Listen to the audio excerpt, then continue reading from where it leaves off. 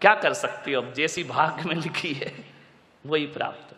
संतान में कुछ नहीं कर सकते हो आप, लेकिन एक बात मैं कह रहा हूं, 60% दुखों से बचाती है पत्नी, और यदि पत्नी 60% दुखों से हमें बचाती है, तकलीफों से बचाती है, तो मैं पुलक सागर बड़े विश्वास के साथ कह रहा हूं कि मित्र 80% तकलीफों से हमें बचाया करता है। मित्र का हाथ हमारे जीवन में ज्यादा होता है, दोस्त ज्यादा साथ देता है। क्योंकि दोस्त तो तब भी था जब पत्नी नहीं थी, दोस्त आज भी है जब पत्नी नहीं है। दोस्तों को बहुत सोच समझ के बनाने का प्रयास करिए, 80% दुखों से बचाएगा। और यदि गलत दोस्त मिल गया, जिंदगी को बर्बाद करके चला जाएगा। एक दोस्त हमारे जीवन में जरूर होना चाहिए। पत्नी गड़बड़ मिली तो यही जन्म बिगड़ेगा, ध्यान रखना। पत्नी गड़बड़ मिली तो यही जन्म बिगड़ेगा, और दोस्त गड़बड़ मिल गया, 7 पीढ़ियां बर्बाद होने में ज्यादा देर नहीं लगा। एक आदमी जब भी भ्रमित होता है, दोस्तों से होता है।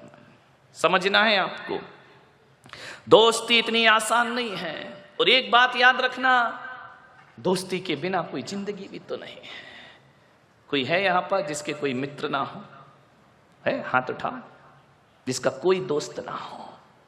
आजकल तो दोस्तों की कमी नहीं है, पड़ोसी दोस्त हो या ना हो, फेसबुक से तो हजारों दोस्त बन जाया करते हैं, व्हाट्सएप से हजारों दोस्त बन जाया करते हैं। दोस्तों की कमी नहीं इस दुनिया में, कोई नहीं होगा जिसका। मेरा भी ऐसा नहीं कि मेरे दोस्त नहीं है, बहुत दोस्त है मेरे, मित्र तो होते ही हैं। मानने वाला, जिंदगी में यदि दोस्त ना रहे तो जिंदगी क्या बचेगी, कोई काम की नहीं रहेगी जिंदगी। जिंदगी का नाम दोस्ती, दोस्ती का नाम जिंदगी। दुनिया में यारो कुछ भी नहीं होता रे, दुनिया में यारो कुछ भी नहीं रहता, रह जाती है दोस्ती। जिंदगी का नाम दोस्ती, दोस्ती का नाम जिंदगी। दौलत कमाई कुछ न कमाया, शोहरत कमाई कुछ न कमाया, दुनिया में उसने सब कुछ कमाया, जिसने कमाई दोस्ती। जिंदगी का नाम दोस्ती, दोस्ती का नाम जिंदगी। जिंदगी है तो दोस्ती है, दोस्ती है तो जिंदगी है। सब मिले और दोस्त ना मिले तो जीना दुश्वार हो जाता है। एक बात याद रखना, मुसीबत में धन दौलत और रिश्तेदार काम आए या ना आए, एक सच्चा दोस्त हमारे बहुत काम आया करता है। राम ने यदि 14 वर्ष का वनवास बिताया तो रिश्ते नातों के दम पे नहीं बिताया मेरे भाई। हनुमान जैसा मित्र मिलता है तो 14 वर्ष पता नहीं चलते। हनुमान जैसे, विभीषण जैसे मित्र ना होते, सुग्रीव जैसे मित्र ना होते तो 14 वर्ष बिताना राम के लिए बड़ा मुश्किल का काम। अरे ईश्वर को भी दोस्तों की जरूरत पड़ा करती है। नारायण कृष्ण को भी सुदामा जैसा मित्र मिल जाता है तो जीवन धन्यता को प्राप्त हो जाता है। मान लो दोस्त तो सबको चाहिए दुनिया में, हर रिश्तों में मिठास आ जाएगी। मैंने भगवान महावीर से पूछा कि किसी से दोस्ती और प्रेम रखना है तो क्या किया जाए, तो भगवान महावीर ने कहा कि दुश्मन को मत मारो, दुश्मनी को मारने का प्रयास करो। यदि दुश्मनी को मार दिया दुनिया में कोई दुश्मन रह ही नहीं जाएगा। महावीर ने दोस्त को मारने की बात नहीं कही है, दुश्मनी को खत्म करो। ध्यान रखना, रावण को मारना कोई राम का उद्देश्य नहीं था, रावण की रावणियत को मारना राम का उद्देश्य हुआ करता था। मान्यवाद, बहुत प्रशंसा करो दुश्मन की। दोस्त सबसे बड़ा राजदार होता है हमारी जिंदगी का। ये बच्चे जो बात अपने माँ बाप से शेयर नहीं करते, वो बात दोस्तों से शेयर किया करते हैं। मान्यवर, किसी लड़की की शादी करना हो ना, शोभा ताई शादी का बहुत बना रही ना, मैं भी थोड़ा सा टिप्स दे दूं। किसी लड़की की शादी करना हो तो लड़की के माता पिता को क्या देखना चाहिए? आप यही देखते ना, कितना कमाता है, कौन से जॉब में है, इसका पैकेज क्या है, आप यही देखते हैं। इसकी जाति कौन सी है, आप यही देखते हैं।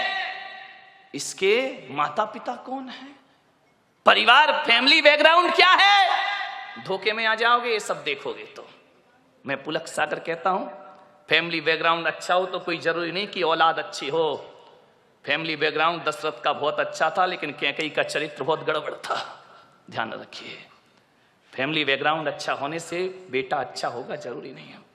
लेकिन मैं पुलक सागर आपको कहता हूं कि आपको यदि अपनी बेटी की शादी करना है, उसके हाथ पीले करना है, उसका रिश्ता लेकर के जाना है, तो ना घर देखना, ना परिवार देखना, ना आप ये देखना कितना कमाता है, आप तो ये देखना कि जिस लड़के से अपनी लड़की की शादी कर रही हूं, उसके दोस्त कैसे हैं, उसके यार कैसे हैं, उसके मित्र कैसे हैं। अरे पिता जैसा है बेटा वैसे ही होगा, कोई जरूरी नहीं है। माता जैसी है बेटा वैसे ही होगा, कोई जरूरी नहीं है। ध्यान रखना। लेकिन ये बिल्कुल जरूरी है कि दोस्त जैसे होंगे लड़का वैसा।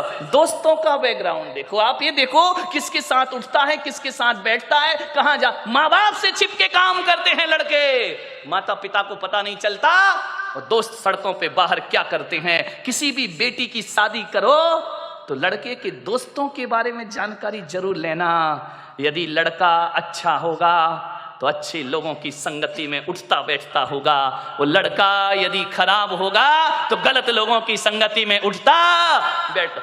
आदमी जैसे माँ बाप होते हैं वैसा नहीं होता, जैसे दोस्त होते हैं आदमी वैसा हुआ करता है। ध्यान रखिए। मान्यवर, एक सीख दी है मैंने आपको, इस पर कोई ध्यान नहीं देता है।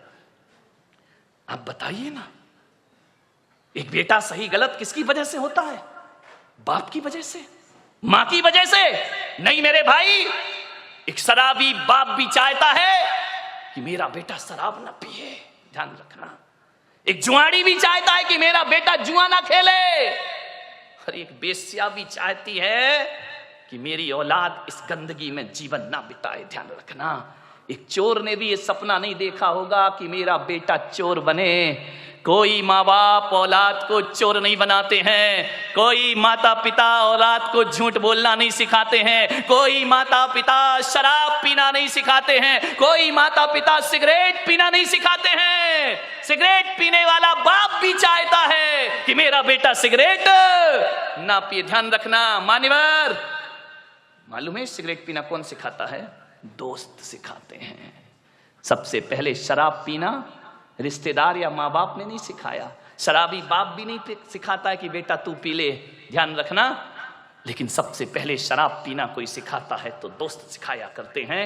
सबसे पहले हाथ में सिगरेट आई तो माँ बाप और भाई के द्वारा नहीं, एक दोस्त के द्वारा हमारे हाथ में सिगरेट आती है, एक दोस्त के द्वारा हमारे जीवन में गलत चीजें आती हैं। और जब आदमी का स्टेटस ऐसा बन गया है, सिगरेट नहीं पिए, शराब नहीं पिए, तो कहते अरे कहां पिछड़ा हुआ आदमी, दुनिया चांद पे पहुंच गई, तू अगरबत्ती में लटका है। ध्यान रखिए मान्यवर, ऐसे बहकाने वाले बहुत मिलेंगे जिंदगी में।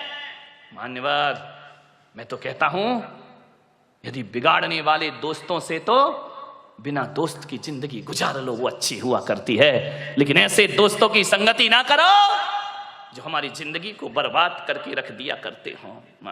आप सोचिए, जीवन में संगति का बहुत असर पड़ता है।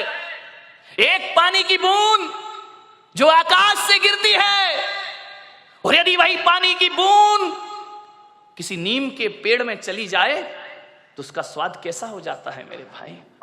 बताइए। कड़वा हो जाता है। नीम जानते हो?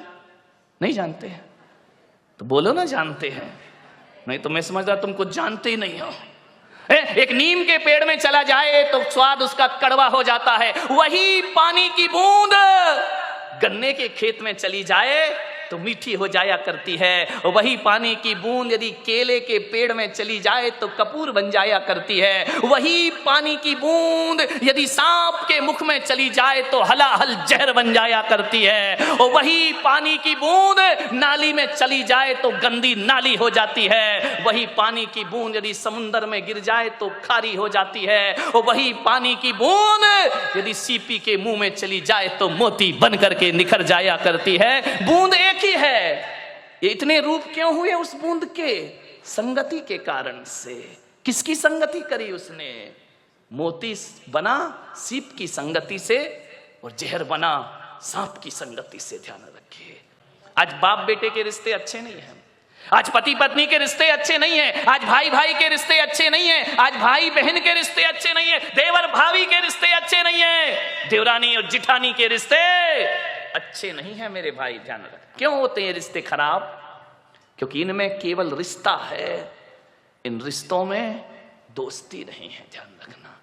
अरे सास बहू का रिश्ता तो दुखदाई होगा, लेकिन सास बहू के रिश्ते में यदि दोस्ती का रिश्ता डाल दिया जाए तो वही सास माँ से बढ़कर के हो जाती है और वही बहू बेटी से अरे दूध तो बहुत मीठा होता है, दूध तो मधुर होता है। गाय जब दूध देती है तो बड़ा मधुर दूध देती है, लेकिन उसके दूध में यदि थोड़ी सी शक्कर चीनी और डाल दी जाए तो दूध और बढ़ जाया करता है, उसका स्वाद बढ़ जाता है। मैं कहता हूं कि बाप बेटे के रिश्तों में भी दोस्ती होना चाहिए, माँ बहन माँ बेटे के रिश्तों में दोस्ती होना चाहिए, भाई बहन के रिश्तों में दोस्ती होना चाहिए। अब वो जमाना गया कि एक बाप कहे 14 वर्ष को वनवास जाओ तो बेटा चला जाए। गया जमाना। धोखे से भी मत बोल देना, मजाक में भी मत बोल देना, नहीं तो बाप बेटा कहेगा जाओ वृद्धाश्रम, अब इस घर में तुम्हारी कोई जरूरत नहीं। अब वो जमाना गया कि बहू सास की आवाज हो, बहू का इतना बड़ा घूंघट निकल आए, पानी उठाने में हाथ कांपने लगे। गया जमाना। ध्यान रखना, छोड़ाओ वो गलियां। अब जमाना बदल गया है। ध्यान रखिए, सास बहू में बहुत प्रेम होगा यदि दोस्ती हो जाए, देवरानी जिठानी में बहुत प्रेम होगा यदि दोस्ती हो जाए, और तो और छोड़ो गुरु और शिष्य में बहुत प्रेम होगा यदि उनके बीच भी दोस्ती का रिश्ता बन जाए, और भी छोड़ो भक्त और भगवान का रिश्ता ऐसा निराला हो जाएगा यदि बीच में प्रेम और दोस्ती का रिश्ता समाहित हो जाए। मित्र बनो। ध्यान रखना, मित्र बनना एक कला है, मित्र बनना एक बहुत बड़ी तपस्या हुआ करती। जंगल में किसने साथ दिया? राम जी का मित्रों ने साथ दिया। मान्यवर, दोस्त ही साथ देते। एक बार दो रिश्तेदारी दगा कर जाएगी, दोस्ती हमेशा काम आए। मुझे मालूम है ना, एक बाप के साथ बेटा कितनी देर बैठेगा? आधे घंटे, 10 मिनट, 20 मिनट। उसके बाद कहेगा पापा चलूं। समझ में आ रहा? दो भाई आपस में कितनी देर बैठेंगे? वहां औपचारिकताएं हैं, वहां डर लगता है कि बाप के सामने क्या बोलना, बड़े भाई के सामने क्या बोलना। ये रिश्ते उबाऊ हो जाते हैं, उब जाता है आदमी इन रिश्तों से। ज्यादा देर बैठना, लोग कहते हैं कि हमारे साथ हमारे बच्चे बैठना नहीं चाहते हैं। तुम्हारे अंदर दोस्ती का रिश्ता ही नहीं है तो बैठना क्यों चाहेंगे मेरे भाई? तुम्हारे अंदर तो वही है छोटे बड़े का रिश्ता, हम बड़े तुम छोटे, हमारा सम्मान। औपचारिकताएं, फॉर्मेलिटी, ये रिश्ते आनंद नहीं दे सकते जीवन को। ध्यान रखें, दोस्ती, एक दोस्त के साथ पूरा दिन गुजार लो, कहते हैं दिन पता ही नहीं चलता कैसे गुजर गया। और रिश्तेदारों के साथ घंटे 2 घंटे, पहले दिन का पाहुना, तीसरे दिन का पई, और तीसरे दिन जो रहे पाहुना सोई बेशरम। रिश्तेदारों के यहाँ जाओगे, एक दिन बड़ा स्वागत होगा, दूसरे दिन थोड़ा कम स्वागत होगा, तीसरे दिन और कम होगा, वहीं रहने लगोगे। लोग कहेंगे अतिथि कब? हाँ बोल दो कब जाओगे। ध्यान रखिए, मान्यवर, सोचना है। दोस्ती में तो जिंदगी भी गुजार दो तो पता नहीं चला करती है। लोग कहते हैं कि अब वफादार दोस्त नहीं मिलते हैं। कहां ढूंढने जाओगे वफादार दोस्त? कहीं नहीं मिलेंगे मेरे भाई। मैं पुलक सागर तुमको एक सलाह देता हूं, ईमानदार और वफादार दोस्तों की तलाश मत करो। हिंदुस्तान में घूमते रहोगे तो भी वफादार दोस्त नहीं मिलेगा, फिर ये जिंदगी कैसे चलेगी? तो वफादार दोस्त मत तलाशो। मैं तो कहता हूं आपसे, वफादार दोस्त बनने की तैयारियां कर लो, हजारों वफादार तुम्हारे साथ होंगे। आप वफादार दोस्त तलाशते हो और बेवफा की जिंदगी जीते हो, नहीं, खुद ईमानदार बन जाओ, खुद वफादार बन जाओ, हजारों वफादार तुमको अपने आप प्राप्त हो जाएंगे। ध्यान रखना, एक अच्छा दोस्त जीवन के लिए बहुत बड़ी हमारी ताकत बनता है।